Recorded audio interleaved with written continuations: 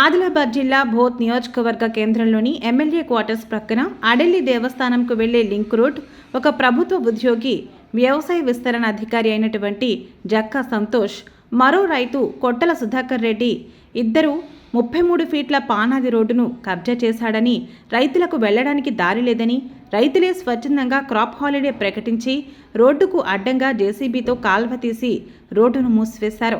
Revenue అధికారులు తక్షణమే స్పందించి రైతులను దృష్టిలో పెట్టుకుని ఈ రైతులను అధికారులు ఆదుకుని మా పంట పొలాలకు రోడ్డు దారి చూపించగలరని రైతులు విజ్ఞప్తి చేస్తున్నారు. 40 సంవత్సరాల నుంచి మేము చూస్తున్న తరం నుంచి ఇక్కడ తోంది.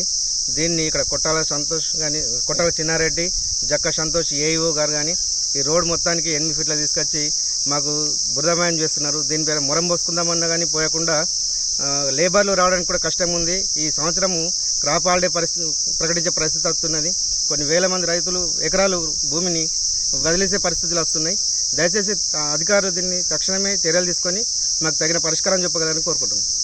అన్న గత సంవత్సరాల నుంచి ఒక 20-30 సంవత్సరాల నుంచి నాకు తెలిసి నేను చిన్నప్పటి నుంచి ఇదే తోట నడుస్తున్నా. అక్కడి నుంచి ఇక్కడ నుంచి కొట్టాల చిన్నరెడ్డి, జక్క సంతోష్ ఏయూ గారు మొత్తం మా రోడ్ని కబ్జా చేసిండు. మాకు రోడ్డు కావాలని మేము కోరుకుంటున్నాం.